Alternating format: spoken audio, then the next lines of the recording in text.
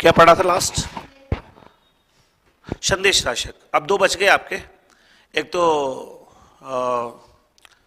अमीर खुसरो और एक विद्यापति, है ना। लौकिक साहित्य में दो ही है, ठीक है। आप अगला हेडिंग डालिएगा अमीर खुसरो। दरअसल है ना, लौकिक साहित्य में हम पढ़ते हैं अमीर खुसरो की पहेलियां, पर जब पहेलियां पढ़ेंगे तो उसकी और भी बात करनी पड़ती है। तो आप हेडिंग डालो अमीर खुसरो।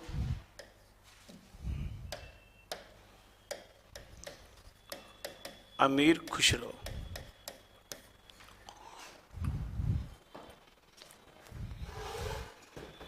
देखो, जन्म कब हुआ था?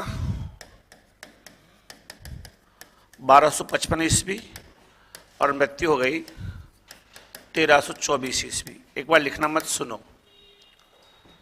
एक जो जन्म इनका है, जन्म स्थान, वो है पटियाली गांव। कौन सा गांव? पटियाली गांव। ये एटा जिला में है, और ये कहाँ का पार्ट है? यूपी का, ठीक है। जन्म हो गया। परिचय ये है कि ये अलाउद्दीन जो खिलजी थे, सुना है नाम? रणथंबोर पर चित्तौड़ पर आक्रमण किया था, उसके दरबारी कवि है। और खिलजी ने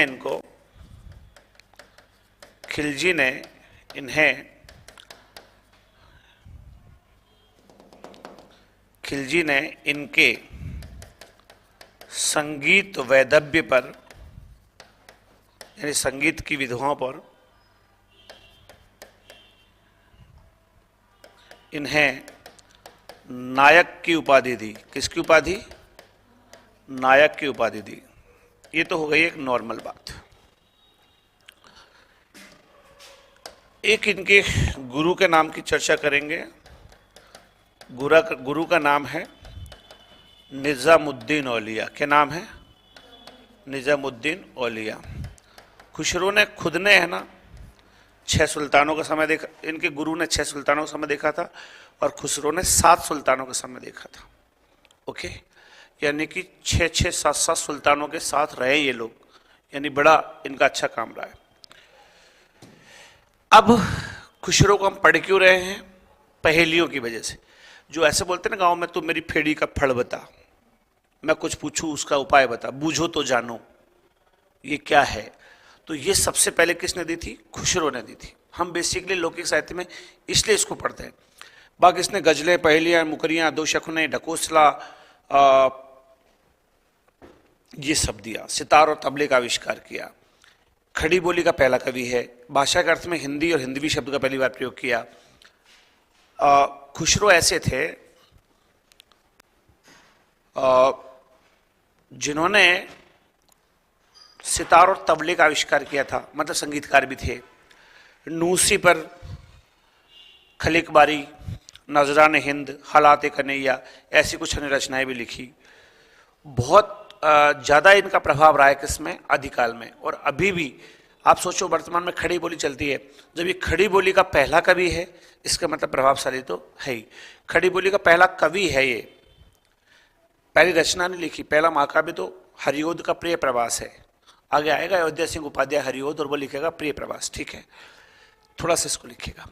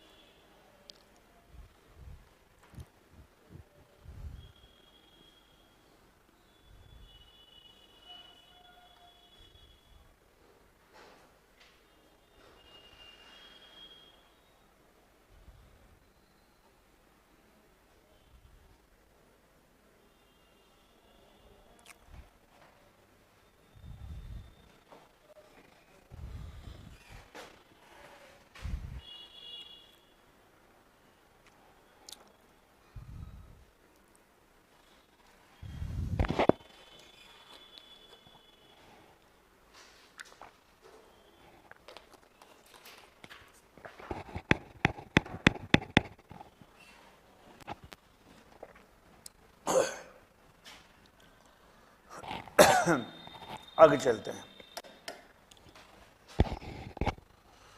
पहले खुसरो के उपनाम लिखिएगा, खुसरो के उपनाम।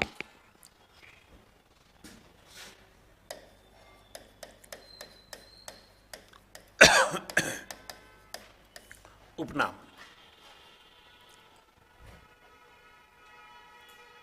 देखो, आपको पता है इनका वास्तविक नाम क्या था? अबुल हसन।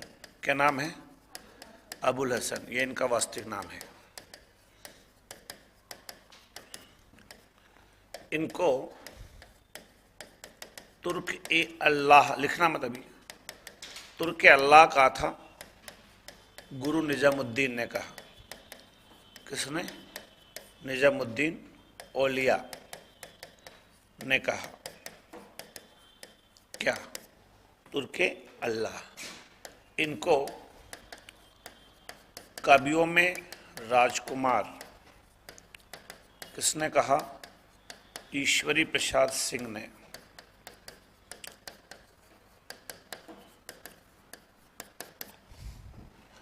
चौथी बात जो सबसे इंपॉर्टेंट है, क्या?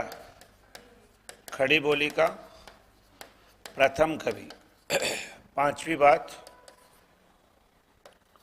भाषा के अर्थ में हिंदी व हिंदवी शब्द, इसने बोला था हिंदवी शब्द का प्रथम प्रयोगकर्ता कौन है? अमीर खुसरो। नंबर 6, गजलें, पहेलियां, मुकरियां, दो सुखने,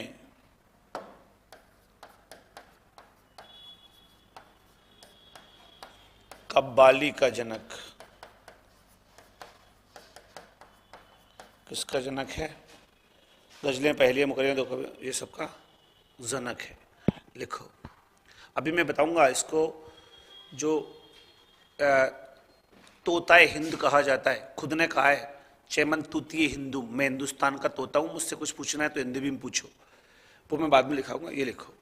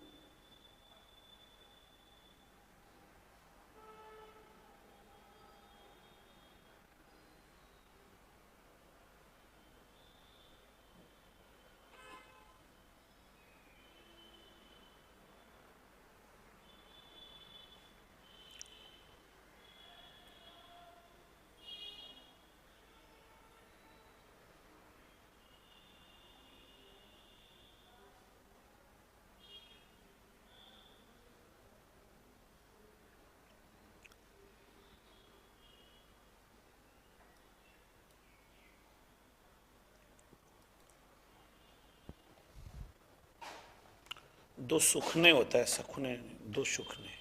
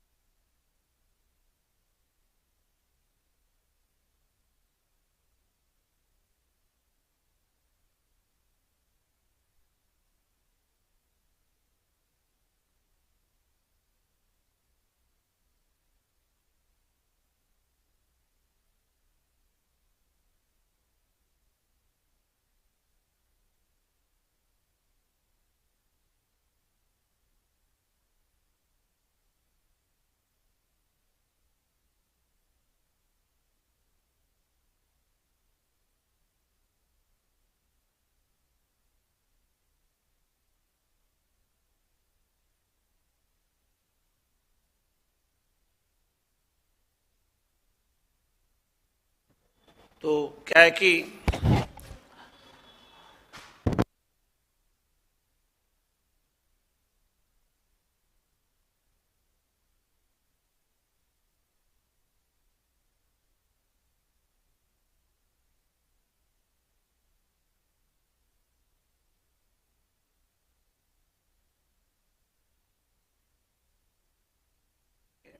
नंबर 7, सितार व तबले का आविष्कारक। क्या? सितार और तबले का आविष्कारक। नंबर 8 सुनो, मनोरंजन व रसिकता का कवि। नंबर 9 सुनो, एक वो मैंने आपको बोला ना, तोता ए हिंद। खुसरो स्वयं ने लिखा है। क्या? चेमन तूती ए हिंदुम। मतलब समझे? अर्थात मैं हिंदुस्तान का तोता हूं, मुझसे कुछ पूछना है तो हिंदवी में पूछो। किस में पूछो? और आपको पता है ना, हिंदवी के भाषा के अर्थ में हिंदवी शब्द का प्रथम प्रयोगकर्ता अमीर खुसरो है। ये मैंने अभी आपको लिखा दिया, डॉक्टर धीरेन्द्र वर्मा के अनुसार है ये। ऐसा किसने कहा? डॉक्टर धीरेन्द्र वर्मा की रचना साहित्य कोश, उसके पहले भाग में कहा गया है, डॉक्टर धीरेन्द्र वर्मा। ठीक है। एक इसको है ना, रामकुमार वर्मा ने अवधी भाषा का प्रथम कवि कहा। किसने? रामकुमार वर्मा ने कहा। और एक बात और सुनिएगा, अब एक बात समझ में आ रही होगी कि अभी तक कहीं भी खुसरो तो आया ही नहीं। नाम तो दुनिया भर के बता दिया आपने, पर अमीर खुसरो कहां से आया? वास्तविक नाम तो अबुल हसन है।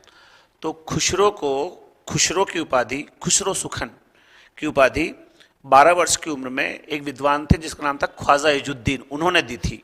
उपाधि दी थी खुसरो सुखन, और बाद में वो किस नाम से फेमस हो गया? खुसरो नाम से। ठीक है। तो ये 11वां पॉइंट में लिख रहा हूं कि अब इसका नाम खुसरो की जगह मैं अबुल हसन लिख देता हूं। अबुल हसन को खुसरो सुखन की उपाधि मात्र 12 वर्ष की उम्र में विद्वान ख्वाजा इजुद्दीन ने दी थी। क्लियर है साहब? खुसरो नाम भी आ गया ना अब तो। अब आगे हम पढ़ेंगे कि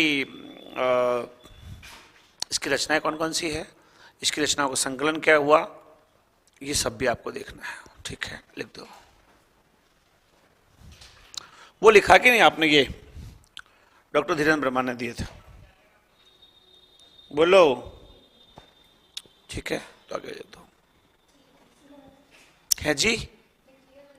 अच्छा, ऑनलाइन वाले सभी साथियों को नमस्कार।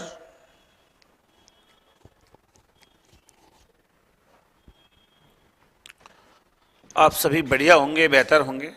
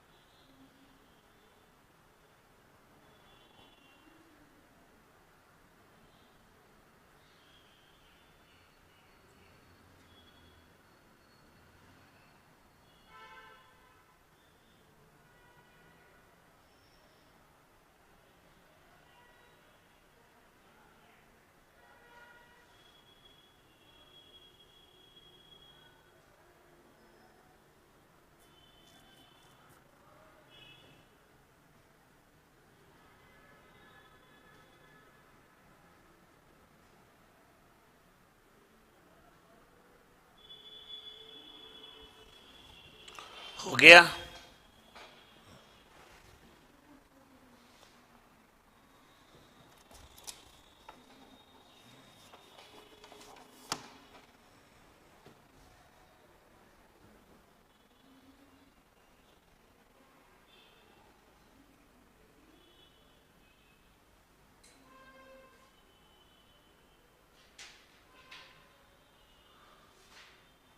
ठीक है,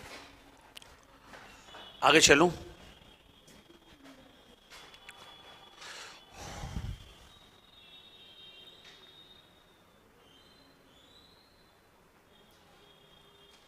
एक नोट आपको लगाना पड़ेगा। नोट क्या है? खुसरो ने 6 सुल्तानों का, लिखो, और इनके गुरु ने 7 सुल्तानों का समय देखा था। खुसरो ने 6 सुल्तानों का और इनके गुरु ने 7 सुल्तानों का समय देखा था। समय देखा था। खुसरो ने 6 सुल्तानों का और इनके गुरु ने कितने? 7 सुल्तानों का समय देखा था।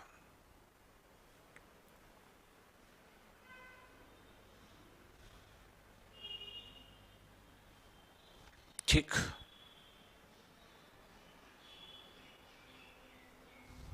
आगे चलते हैं।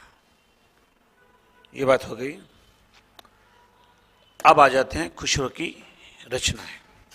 हेडिंग डालो, खुसरो की रचनाएं।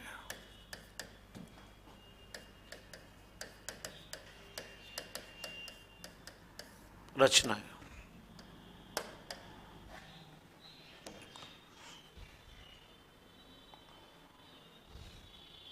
देखो, गजलें और पहेलियां और मुकरियां और दो सुखने और कब्बाली, हाँ या ना? अब कहीं एक ऑप्शन और देते, रूबाई, तो रूबाई खुसरो ने नहीं लिखी, वो हरिवंश राय बच्चन ने लिखी। उमर खयाम ने लिखी थी रूबाइयां, उसी को आधार बना के हरिवंश राय बच्चन ने रूबाई लिखी थी। ठीक है, तो रूबाई है तो उर्दू साहित्य का हिस्सा, लेकिन उमर खयाम ने लिखा था, उसको हरिवंश राय बच्चन ने देख के अपनी मधुशाला लिख दी। खुसरो ने उसको में काम नहीं किया। तो आपसे कोई पूछेगा खुसरो की विधाओं में कौन सी शामिल नहीं है, तो गजलें, पहले मुगरिया, दो सुखने, कब्बाली तो है, लेकिन रूबाई नहीं है। नंबर 6, नजरान ए हिंद। नंबर 7, हालात ए कन्हैया। नंबर 8, खलिक बारी। और नंबर 9, नूसी पर। नूसी पर। देखो देखो, फारसी अरबी शब्दों का हिंदी अर्थ देने वाला शब्दकोश है ये, डिक्शनरी है। क्या क्या? खलिक बारी डिक्शनरी है। और नूसी पर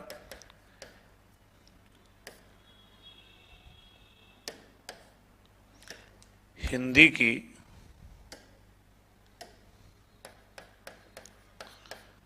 विभिन्न बोलियों का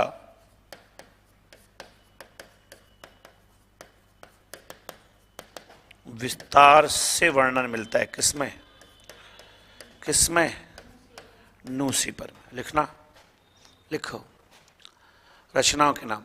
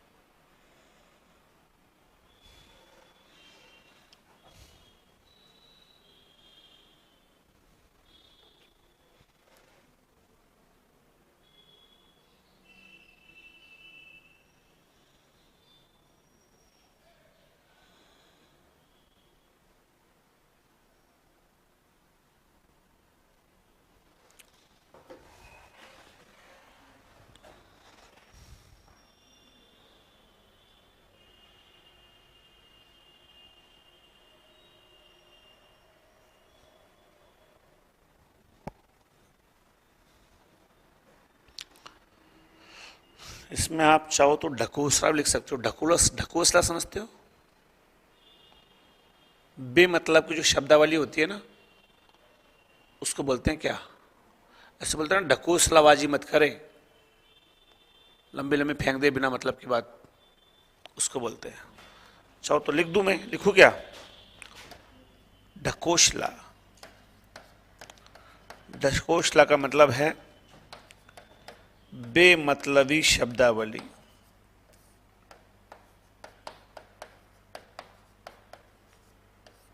ये बहरूपीय आते हैं ना, बहरूपीय, ये जो बोलते हैं ना, ये ढकोसला बोलते हैं।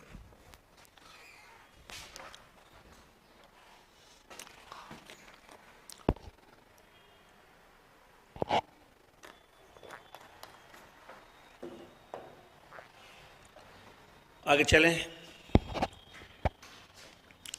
यस या नो?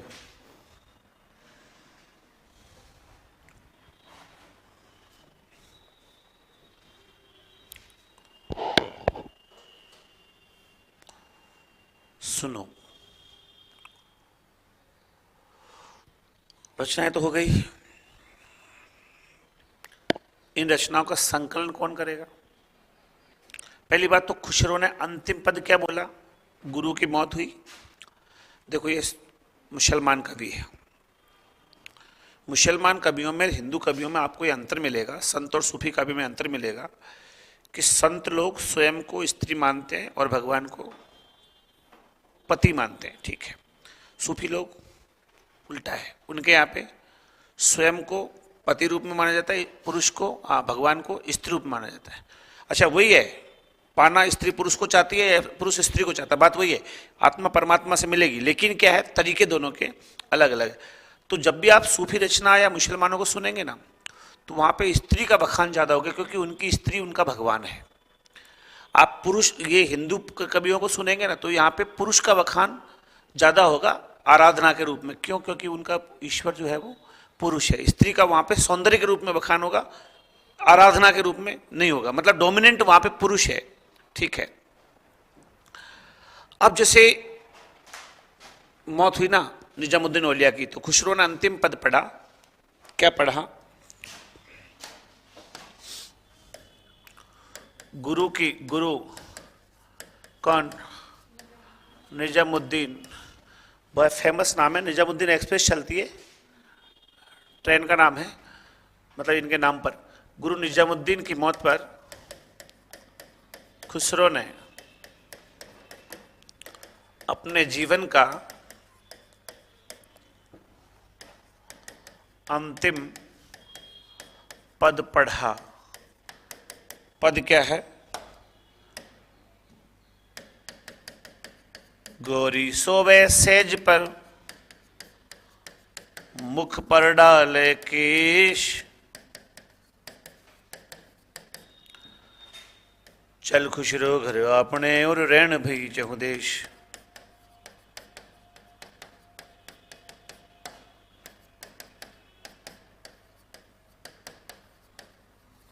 सुनो, पहले सुनो।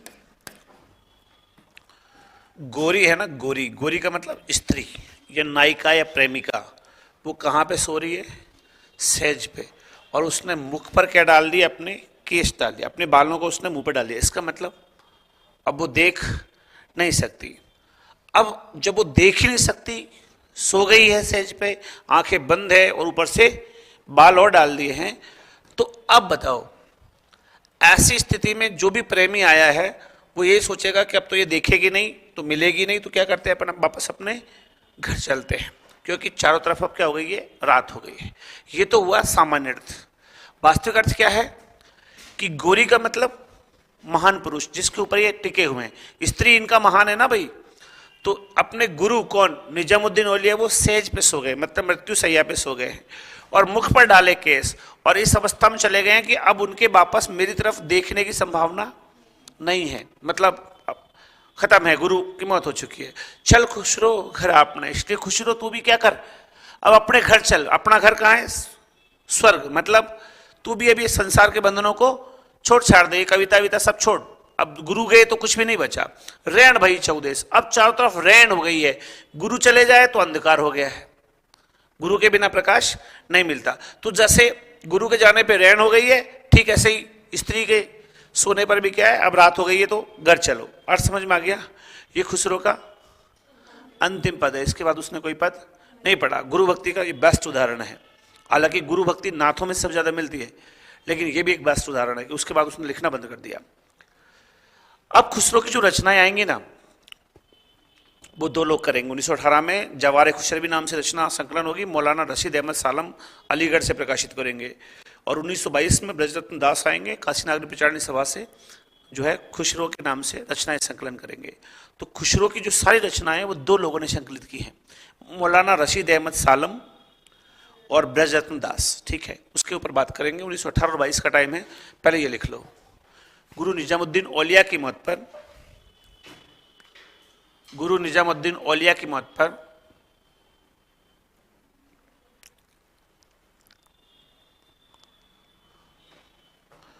खुसरो ने अपने जीवन का अंतिम पद पढ़ा था।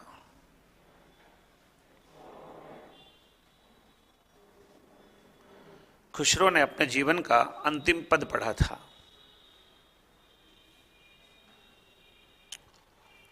पद लिख दो। गौरी सोवे सेज पर मुख पर डाले केश, चल खुसरो घर अपने और रहन भई चहु देश।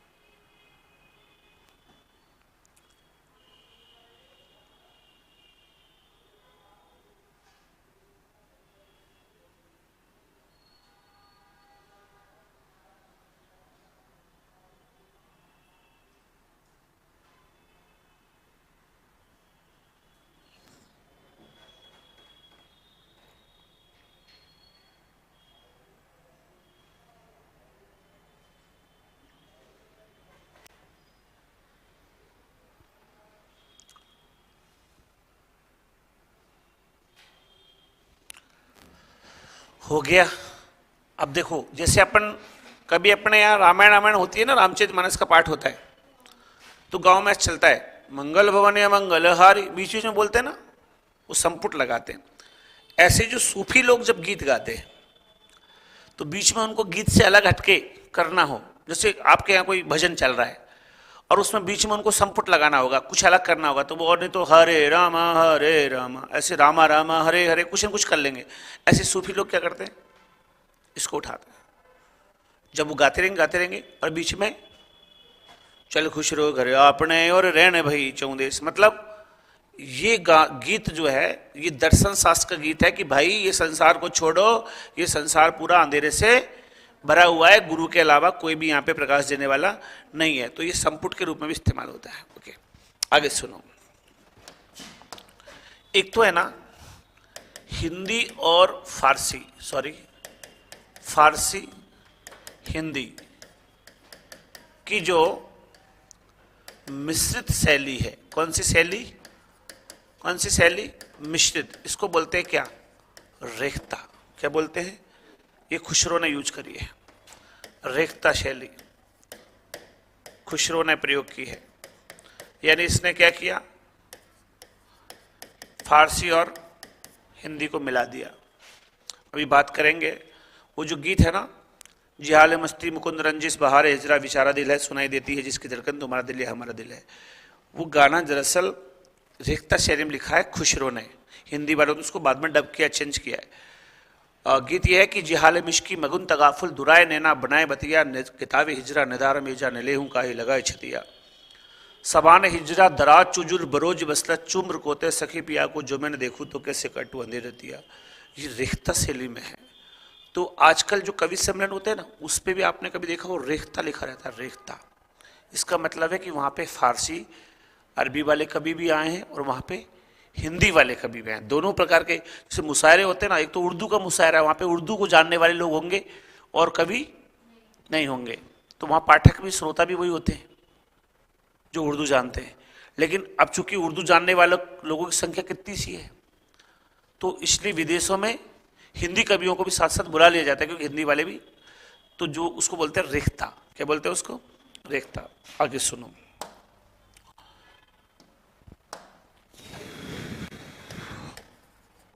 खुसरो की रचनाओं का संकलन, ठीक है, कैसे कैसे हुआ? 1918 ईस्वी और दूसरा 1922 ईस्वी। 1918 ईस्वी में संकलन किया है वाई, सॉरी 18 में जा रहे हैं अपन, वाई मौलाना, इतना लिखने की बजाय ये बकवास हो जाएगा,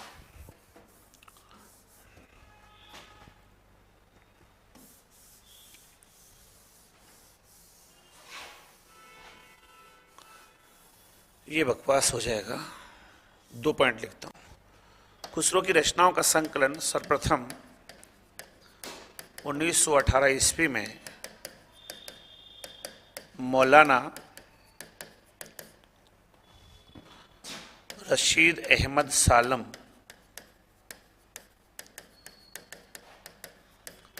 ने अलीगढ़ से प्रकाशित करवाया। वे नाम दिया जवाहरे खुशरवी। क्या नाम था? जवाहरे खुशरवी, ठीक है। दूसरी बात, 1922 ईस्वी में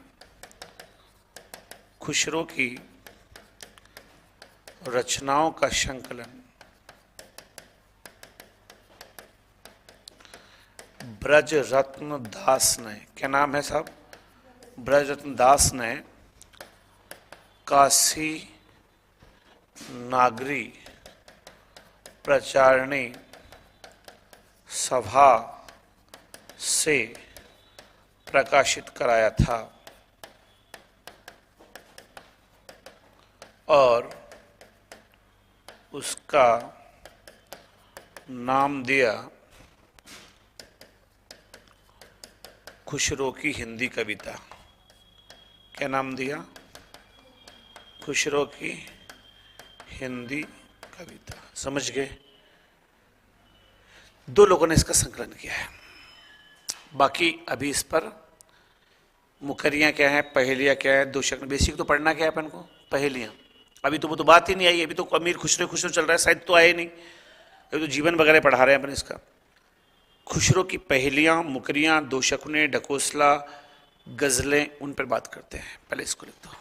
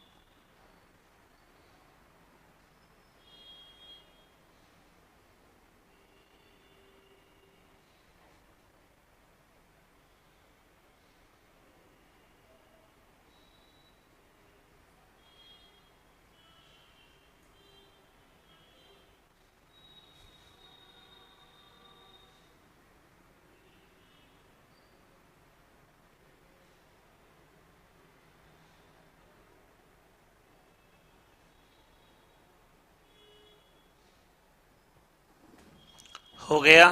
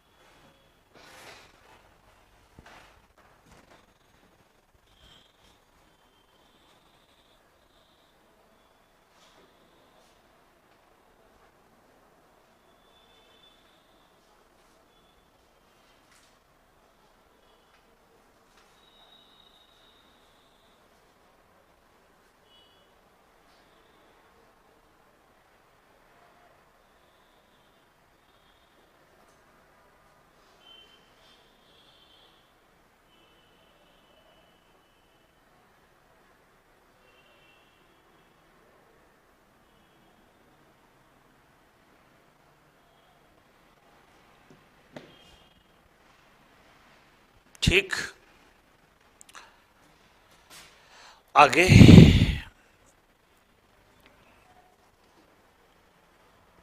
चलूं?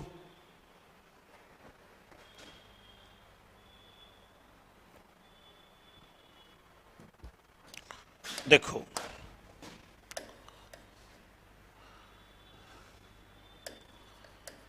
खुशरो की पंक्तियां।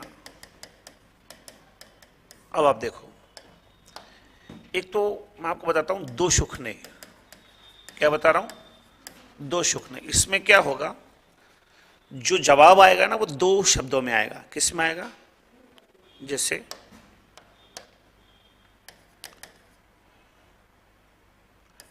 पान सड़ा क्यों,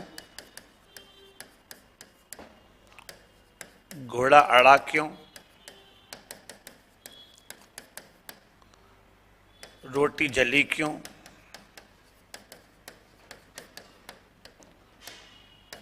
विद्या भूली क्यों। आंसर बोलो।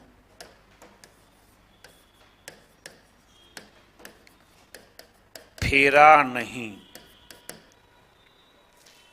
ठीक है, घोड़े को फेरोगे नहीं तो अड़ जाएगा रास्ते में, पान को फेरा नहीं तो सड़ जाएगा, रोटी को फेरोगे नहीं तो जल जाएगी, और विद्या भूल जाएगी अगर फेरा नहीं तो। दो शब्दों में आया, ये तो क्या हो गया, दो सुख ने। ढकोसला मैंने आपको बता दिया बिना मतलब के शब्दों का यूज करना चाहता है। ठीक है, ये बेरूपी वगैरह उठपटांग यूज करते ना। आगे सुनो, एक होती है मुक्करियां। क्या, मुक्करियां। अब आप पहले सुन लो इसे, फिर बात करना। इसमें क्या होगा, दो सखियों का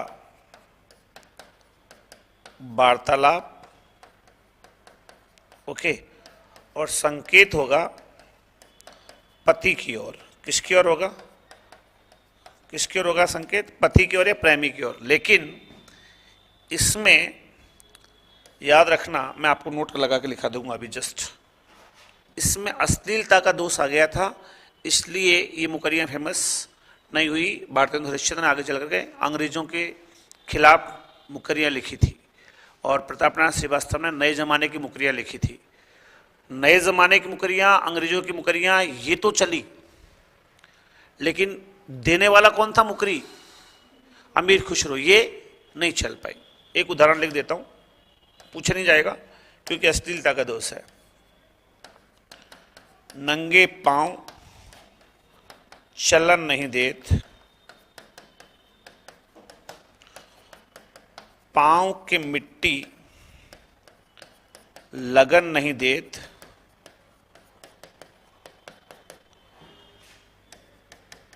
पांव के चूमा लेत निपुता। अब यहां तक जो संकेत है ना, ये सब पति की ओर है। कि नंगे पैर चलने देता, जो भी है, ठीक है। यहां तक संकेत पति की ओर है, दो सखियां बातचीत कर रही है। अब इतने में एक सखी कहेगी, ए सखी साजन, ठीक है।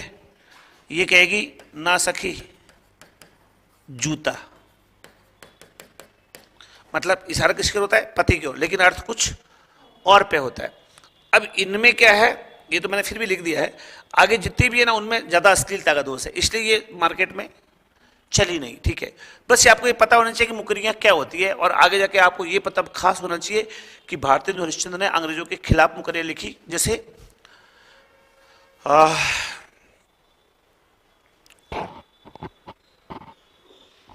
जाहिर बातन में अति तेज, ए सखी साजन ना सखी अंग्रेज। तो अंग्रेजों के खिलाफ मुकरिया किस लिखी? भारतेंदु हरिश्चंद्र ने। सीख कहां से ली? यहां से। और नए जमाने की मुकरिया लिखी प्रताप नारायण श्रीवास्तव ने, और प्रकृति की मुकरिया लिखी श्रीधर पाठक ने, ठीक है। वो सब प्रेरणा यहां से मिली, ये फेमस नहीं थी, ओके। और मैं इसको लिख देता हूं आगे, नोट लगा देता हूं यहां पर कि इनमें, किसमें? इनमें का मतलब मुकरियों में अश्लीलता का दोष आ जाने के कारण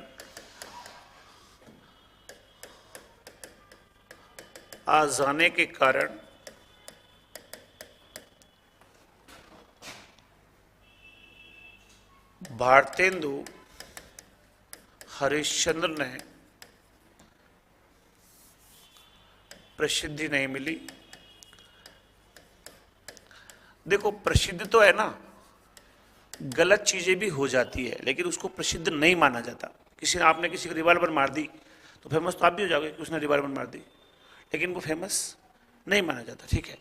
और आपको याद रखना है कि अंग्रेजों के खिलाफ मुकरियां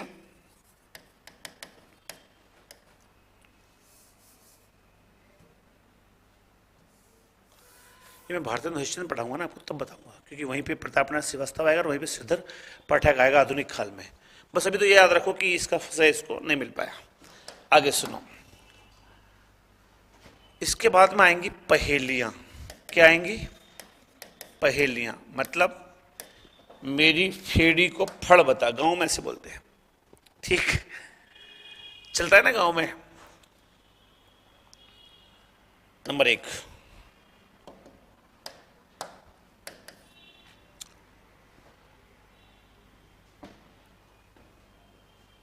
एक थाल मोती से भरा, सबके सिर पर औंधा धरा, औंधा धरा, चारों ओर वह थाली फिरे, मोती उससे एक न गिरे। या मोती उसमें लिख दो, थाली में एक भी मोती नहीं गिरता, थाली फिरती है। बताओ बताओ बताओ बताओ। तारे आकाश, आकाश में तारे हैं, थाली है, फिर रही है, मोती नहीं गिर रहे, मतलब तारे उसमें लगे हुए हैं। औंधा है ना सबके सिर पर। दूसरा देखो,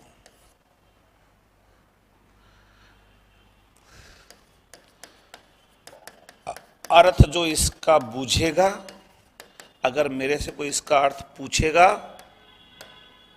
मुंह देखे तो सूझेगा, मुंह देखे तो सूझेगा। अगर वो अपना मुंह देख ले तो उसको पता चल जाएगा कि अर्थ क्या है। बोलो। दर्पण। क्या? दर्पण। मुंह किससे देखेंगे? तो मैं जो पूछना चाह रहा हूं उसका अर्थ आप अगर मुझसे पूछना चाहो तो मुंह देखो खुद का, पता चल जाएगा क्या है, मतलब दर्पण, ठीक है। स्त्रियों के ऊपर आएंगे। मैंने पहले बोला सूफी लोग हैं, पुरुष को प्रधान बनाएंगे, किसको? स्त्री को। एक नार ने अचरज किया, सांप मार पिंजरे में दिया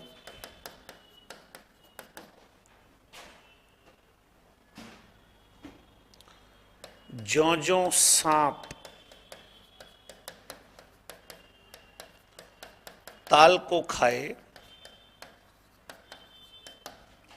सूखे ताल मतलब तालाब सूख जाएगा, सांप मर जाए, और सांप भी मर जाता है लास्ट में।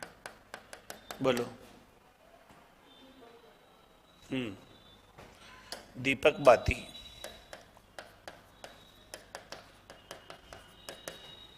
ताल है, दिए में जो घी भरा है वो ताल है। ज्यों ज्यों सांप ताल को खाएगा, बाती लास्ट में क्या होगा, घी सूख जाएगा और सांप भी मर जाएगा, बत्ती भी बुझ जाएगी। समझ में आया? हाँ या ना? चौथा, एक नार दो को ले बैठी, टेढ़ी हुई के बिल में बैठी,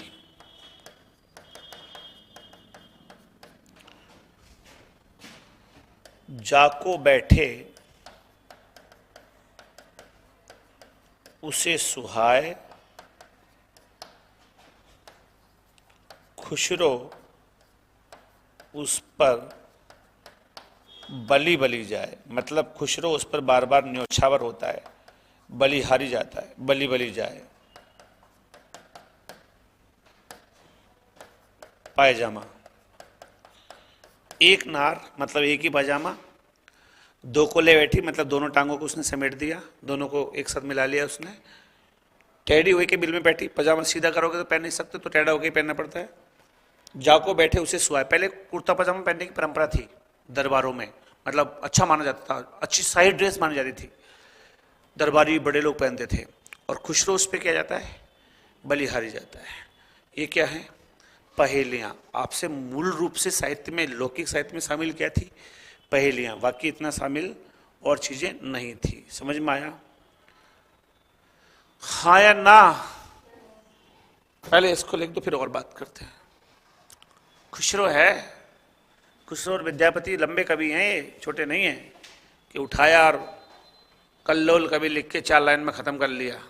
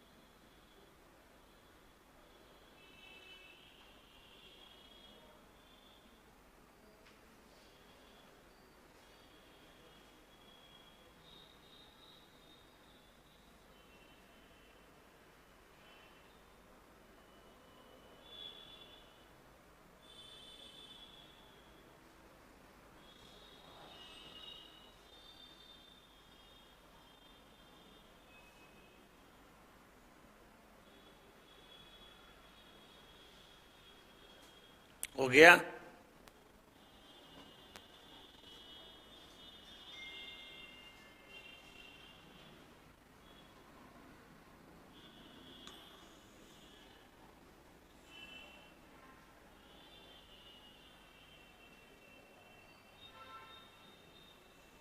आगे चलूं? लिखा क्या? पूजा।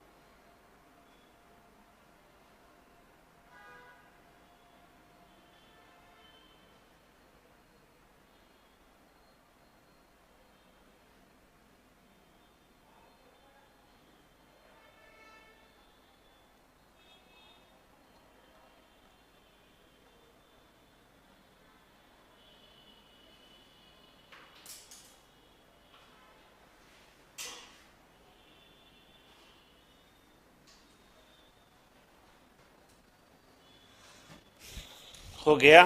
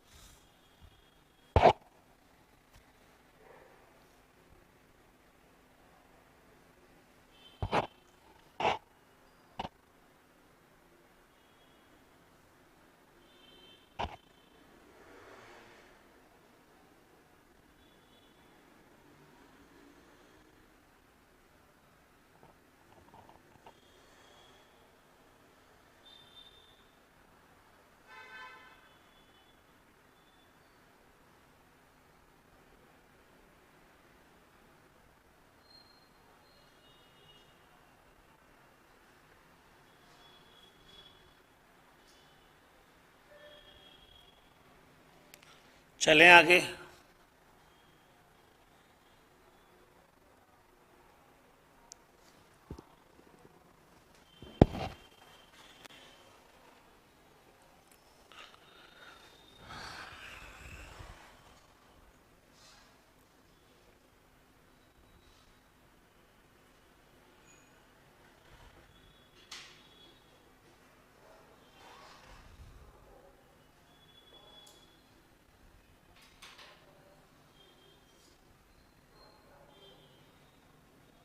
हो गया। इसके बाद वो जो पंक्ति है ना वो लिख देते हैं, लास्ट हो गया है पूरा। अमीर खुसरो की रेख्ता शैली की ये पंक्ति प्रसिद्ध है। अमीर खुसरो ने रेख्ता शैली में, रेख्ता मतलब फारसी की बिगड़ी शैली, हिंदी फारसी के साथ मिक्स हो गई है तो फारसी बिगड़ गई, यस या नो? फारसी की बिगड़ी शैली में यह गीत लिखा था, यह गीत लिखा था, लिखना मत।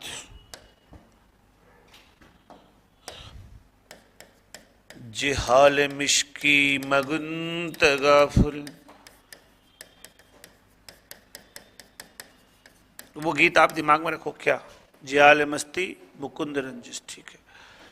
जिहाल मिश्की मगुंत गाफुल, दुराए नैना बनाए बतिया।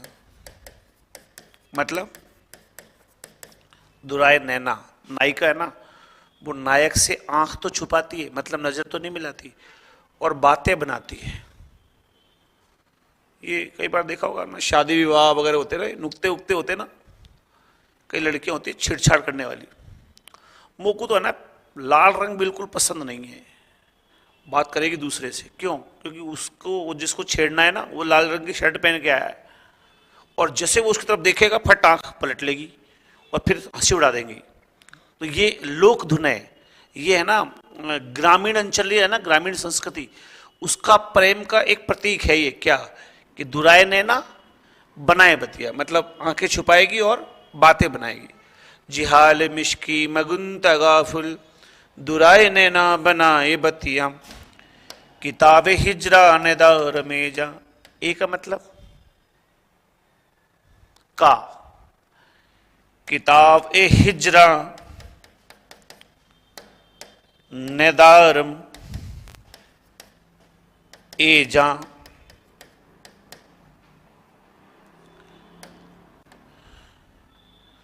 किताब हिजरा नेदार में जा, न लेहू काहे लगा है छतिया, न लेहू काहे लगाए छतिया, मतलब किसी और को छाती से मत लगाना, मतलब और किसी से प्रेम मत करना, इसका मतलब ये हुआ। सवान हिजरा, अब मैं इसको डायरेक्ट लिख रहा हूं सवान हिजरा, बाकी मैं इसको सवान ए हिजरा ऐसे भी लिख सकता हूं, ठीक है। आपने पढ़ा ना तोता ए हिंद, इसका मतलब हिंद का तोता, तो ए का मतलब क्या हुआ? का। सवान हिजरा दराज चूजुल्फ, मतलब कोई बालों की सुंदरता के बारे में कुछ बोल रहा है। अब पूरा तो मेरे भी समझ में नहीं आता ना, रेखता मैं भी आइडिया बता रहा हूं आपको। ये लाइन समझ में आती है लास्ट वाली, सबान हिजरा दराज चुजुल्फ, बरोज बशलत, बरोज ए बशलत। अब देखो इसको ऐसे की बजाय ऐसे भी लिख सकता है, लिखा ये तो ये लिख दो, या इसको डायरेक्ट लिख दो, बरोज ए बशलत, अच्छा नहीं लगेगा, बरोज ए वसलत जो उम्र को तय, रोज इसी इंतजार में उम्र निकलती जा रही है। सखी पिया को जो मैं न देखूं, ये खास पंक्ति है, सखी पिया को जो मैं न देखूं, जो मैं अपने पिया को नहीं देखूं तो कैसे काटूं अंधेरी रतियां।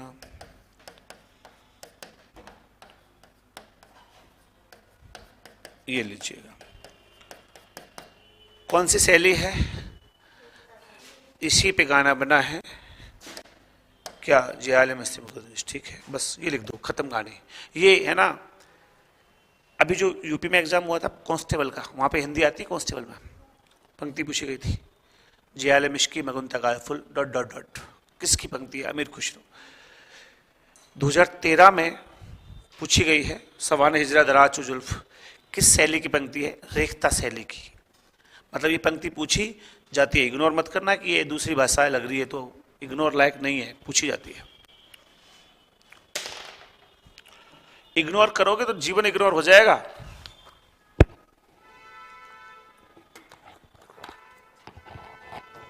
ठीक है ना पूजा?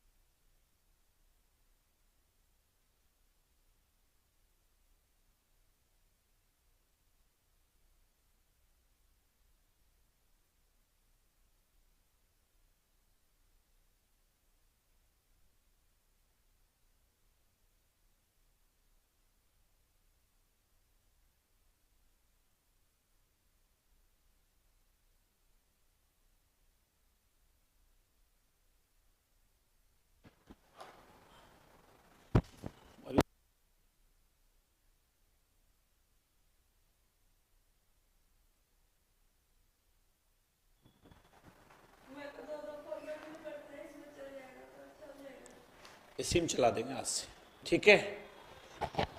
पर जो सास ससुर तीर्थ यात्रा से आए उनमें जो प्रसाद लड्डू कुछ लेके आए वो तो लेके आना पड़ेगा ना, ठीक है?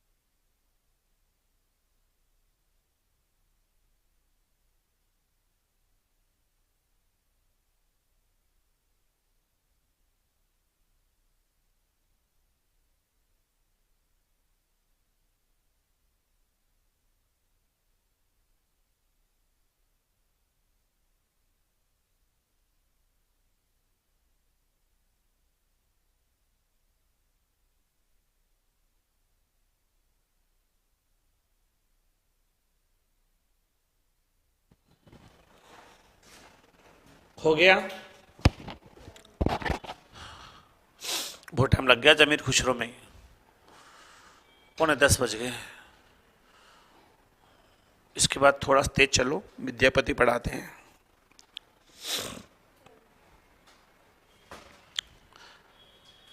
आपको कुछ भी याद नहीं हो तो एक पंक्ति तो ये याद रख लोगे ना, ये तो सखी पिया को जो मैं देखूं तो कैसे काटूं अंधेरी रतियां, एक पंक्ति ये याद रखो क्या, बस। और तीसरी लाइन ये याद रखो, शैली कौन सी है, रेखता। प्रश्न यहीं से आते हैं, या तो ये पंक्ति मिलेगी या फिर ये पंक्ति मिल जाएगी।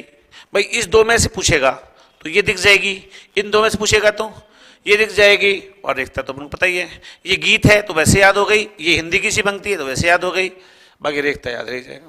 पूरी पंक्ति याद नहीं हो तो कोई बात नहीं, बाकी मानव शर्मा की तरह बनना चाहो तो क्या करो, पूरी पंक्ति याद करो और खट से बोलो, ऐसे नहीं। पता है क्या लिखा खुसरो ने, जे हाले मिस्की, ऐसे जो अटक अटक के पढ़ाते ना, उसकी वजह फास्ट बोलो। जियाले मिश्की मगन तगाफुल, जियाले मिश्की मगन तगाफुल तराय नना बनाए बतिया, किताब इजरा नजारा में इजा निलेहूं का लगाए छतिया, सवान इजरा तराज जुजुल बरोज बसते चुम्र कोते, सखी पिया को जो मैं देखूं तो कैसे काटू अंधेरी रतियां, खट खट खट खट खट खट। पर ऐसा करने के लिए कई रात जागना पड़ता है, न ये देखा जाता है कि दिन कब उग रहा है, न ये देखा जाता है कि दिन कब डूबा था। ठीक है, जिस उम्र में लोग शादी विवाहों में अपने दोस्तों के यहाँ जाते थे, इंतजार करते थे कि आज वहाँ कार्यक्रम है, आज वहाँ कार्यक्रम है, उस समय मन को मार करके बैठे रहते थे घर पे कि पढ़ना है। ठीक है, तो उसका प्रतिफल तो समय के हिसाब से मिलेगा ही। बड़ा बनना है, कुछ अच्छा बनना है, तो किताबों के अलावा सबसे समझौते कर लो, कोई दिक्कत नहीं है। बस आपकी किताब की पकड़ मजबूत होनी चाहिए। जैसे मैं आपको पढ़ा रहा हूँ अमीर खुसरो, अब मैंने जो पढ़ाया ना आपको, अब उसके बाद तुम कितनी किताब उठाओ, कितने नोट्स उठाओ, कितने वीडियोस देखो, आपको लगेगा मानव शर्मा वाज बेस्ट। बस इसी पे काम करना है। बाकी मेरा व्यवहार क्या है, मेरा रूप रंग क्या है, मेरा पहनावा क्या है, मेरी कल्चर क्या है, मेरा जाति क्या है, धर्म क्या है, वो सब मायने नहीं रखता। क्योंकि टीचर अपने काम से जाना जाता है, और काम कब पहचाना जाएगा, जब आपको वो चीज़ बहुत वर्षों तक अथक प्रयास आपने किए होंगे। जैसे काव्य शास्त्र पढ़ेंगे आप आगे, तो मैं जब बोलूँगा तो पंक्तियाँ बोलते मस्त हो जाते हैं। अब वो ऐसे नहीं है कि वो मस्त भी हो जाते, यहाँ पे एक लाइन भी, एक शब्द भी है ना, एक शब्द जैसे बोला ना, सवान हिजरत राजुल बरोज बसले चुम्र को होते, तो इसको याद करने में भी आपको कई टाइम लग जाएगा, और तब भी कहीं ना कहीं छूट जाएगा, और वो टर्न नहीं आएगी, वो इंप्रेशन नहीं आएगा। तो मुख्य बात है कि बहुत ज़्यादा प्रैक्टिस आपकी होती है, तब जाके आप ठीक बन पाते हैं। और प्रैक्टिस करने के लिए हमेशा किताबों में डूबना पड़ता है। आज भी मैं इधर बैठ रहता हूँ यहाँ पे अक्सर, कभी आप दिन में आएंगे ना कभी भी यहाँ, तो मैं यहाँ बैठ रहता हूँ, उधर नहीं बैठता। वो दिन भर मेरे जो जो काम होते हैं वो मैं करता हूँ, या तो क्लास पढ़ाता हूँ, या फिर जैसे 2 मिनट का टाइम मिले, बैग साथ होता है, किताब साथ होता है, लैपटॉप साथ होता है, खट से अपने आप को अपडेट करते हैं। पता नहीं मार्केट में नया क्या आ जाए, और वो हमारे हाथ से निकल गया तो हम पीछे लग्गू हो जाएंगे। जैसे ऑनलाइन आया ना, तो कई लोग पीछे रह गए ना, जो लोग पहले कोरोना में दबंग लोग थे, कोरोना से पहले, वो पीछे रह गए। क्यों? खुद को अपडेट नहीं किया। किसके संग? दुनिया के संग। फिलिप्स का रेडियो अच्छा चलता था, आजकल बिक नहीं रहा। HMT घड़ी शानदार चलती थी, आजकल बिक नहीं रही। कोडेक का कैमरा फेमस था, अब नहीं लेते लोग। राजदूत मोटरसाइकिल शान की सवारी थी, अब बंद हो गई है। हाँ या ना? निरमा वॉशिंग पाउडर अब नहीं खरीद रहे ना? क्यों? समय के साथ अपडेट नहीं हुए। अगर अपडेट हो जाते, पूरे जमाने में दुनिया में नोकिया, मोबाइल का मतलब ही क्या था? नोकिया। उस जमाने में किसी के पास नोकिया है वही मोबाइल है, मतलब जानते नहीं थे लोग कि दूसरा कोई और हैंडसेट भी होता है। मोबाइल का मतलब ही क्या होता था? नोकिया। अब ले रहे हैं कि नोकिया लोग? क्यों? क्योंकि हर चीज में चेंजेस आते हैं। एंड्रॉयड वर्जन आया, ये बदलाव आया। आज तक जो मोबाइल थे वो सिंपल थे, कीपैड वाले थे, कैमरा लग रहा हुआ था। कैमरे जिनमें नॉर्मल कैमरे होते, थोड़ी बहुत फोटो दिख जाती, वही 18,000 के 20,000 के ऐसे आते थे उस जमाने में। और उस जमाने में 18-20,000 मास्टर को तनख्वाह नहीं मिलती थी। 7-8,000 में मास्टर तनख्वाह होती थी लास्ट, 6-7,000 कोई नहीं लेता था। अब ऐसे मोबाइल वो कैमरे वाले से 800-800 हजार में उपलब्ध है और उनसे अच्छे लेटेस्ट है। पर क्या है, नोकिया इस घमंड में रहा कि मेरा तो पूरे विश्व में राज है, बस एंड्रॉयड पे काम नहीं किया। ओप्पो, वीवो, ये छोटे छोटे लोग आ गए। जब आए तो इनकी हंसी उड़ाई नोकिया ने कि मैं तो पूरे विश्व में इतना फैला हुआ हूं, ये तो क्या है, गली कुचड़ियों में दो चार हैं। आज देख लो क्या हालत है। वो काम करते गए एंड्रॉयड पे, उसने ठंडा पाड़ दिया। जब उसने पूरा फैला लिया तब वो काम करने लगा, कोई मतलब नहीं है।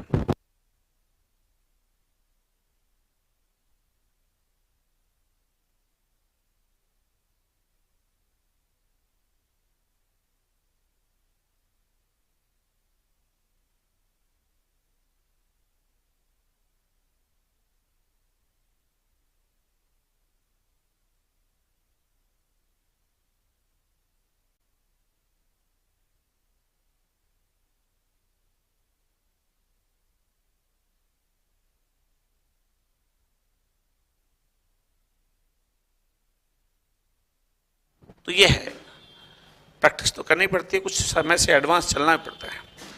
अगला लास्ट है विद्यापति। पढ़ेंगे क्या इसमें? विद्यापति की पदावली, मुख्य पढ़ना है पदावली। विद्यापति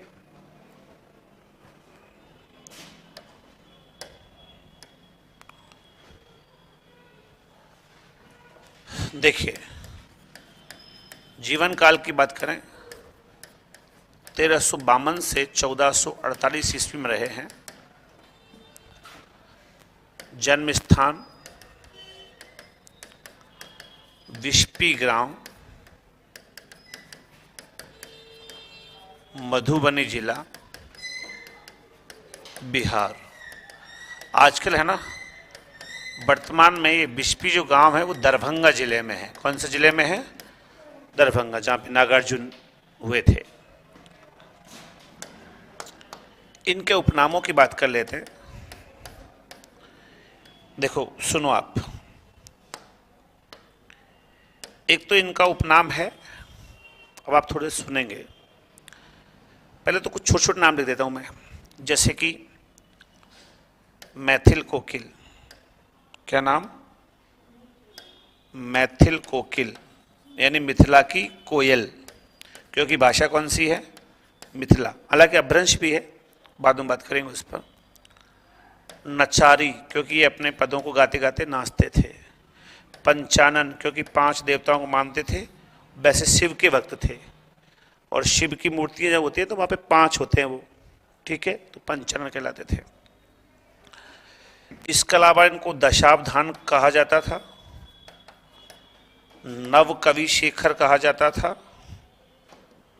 नव कवि शेखर। अभिनव जयदेव कहा गया। अभिनव भट्टाचार्य कुंभा है, पता है ना आपको, इनको अभिनव जयदेव कहा गया। अभिनव जयदेव क्यों? क्योंकि जयदेव के गीत भी कृष्ण पे थे, गीत गोविंद लिखी थी, और इनके गीत भी किस पर थे? कृष्ण राधा पे थे, तो अभिनव जयदेव भी कहा गया। ये खेलन कवि भी कहलाए थे। क्या कहलाए थे? खेलन कवि कहलाए। इनको कवि कंठहार भी कहा गया है। क्या कहा गया? कवि कंठहार।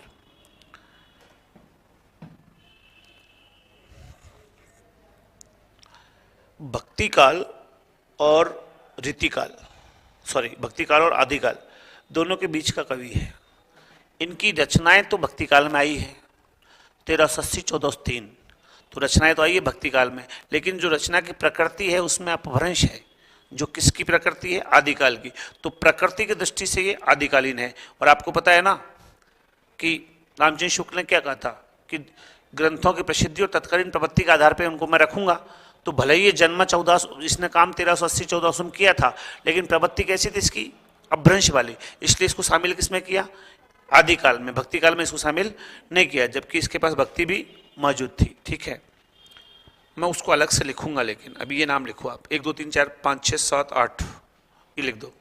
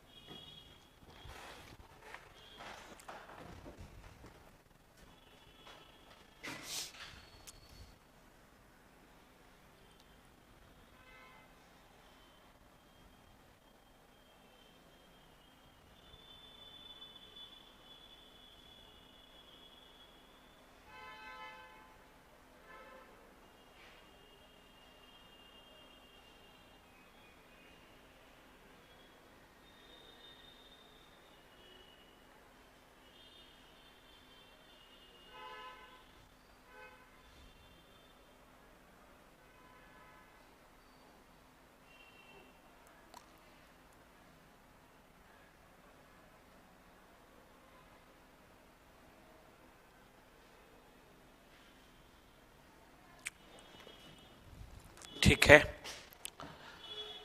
कितने हो गए? 4 4 8, नंबर 9 लिखो, 9 में उपनाम लिखो। आदिकाल व्यय भक्ति काल का संधि कवि। आदिकाल व भक्ति काल का संधि कवि। आदिकाल व भक्ति काल का संधि कवि। अब आप कैसे याद रखेंगे? ये रचना प्रवृत्ति किसकी है? इसकी आदिकाल की। और रचना का समय कब है इसका? भक्ति काल का। रचना तो लिखने कब लिखी है? भक्ति काल के दौरान, लेकिन प्रवृत्ति कैसी थी? आदिकाल। ठीक है, और एक इसका उपनाम आप लिख देंगे, इनको बोला है अपर रूप का कवि, और एक इनका नाम है जातीय कवि, और ये दोनों नाम डॉक्टर बच्चन सिंह ने दिए हैं। डॉक्टर कौन? बच्चन सिंह ने कहा। और अगर करेक्शन ही कर रहे हैं तो एक लाइन और चलने दो भाई साहब। वो क्या है? श्रृंगार रस का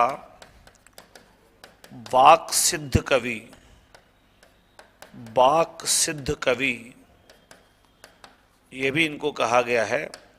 किसने कहा? आचार्य हजारी प्रसाद द्विवेदी ने कहा।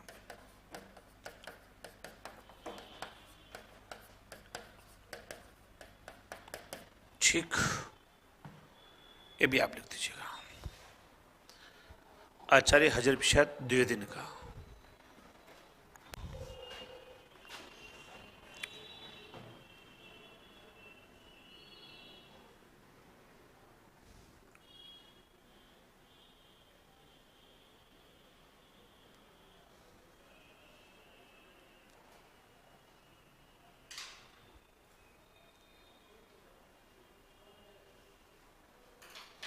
ठीक है,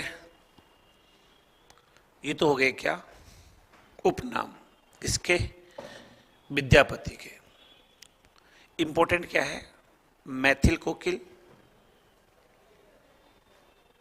श्रृंगारस का वाक सिद्ध कवि, अपर रूप कवि। वैसे सारे इंपॉर्टेंट है, मैथिल कोकिल ज्यादा याद रखना, क्योंकि सत्यनारायण कवि रत्न को कहा जाता है ब्रज कोकिल और इनको कहा जाता है मैथिल कोकिल। ठीक है, अभी सत्यनारायण कवि रत्न अपन आगे जाके पढ़ेंगे भक्ति काल के एंड में। वैसे वो आधुनिक काल का कवि है, लेकिन भक्ति काल में जब कृष्ण भक्ति का अन्य कवि पढ़ेंगे उसमें सत्यनारायण कवि रत्न का नाम आएगा। साहित्य में एक बात याद रखिए, जिस कवि को जहां पढ़ना है, जहां लिखना है, वहीं लिखा जाता है। अगर उठपटांग लिखने लगे तो सब घालमेल हो जाएगा।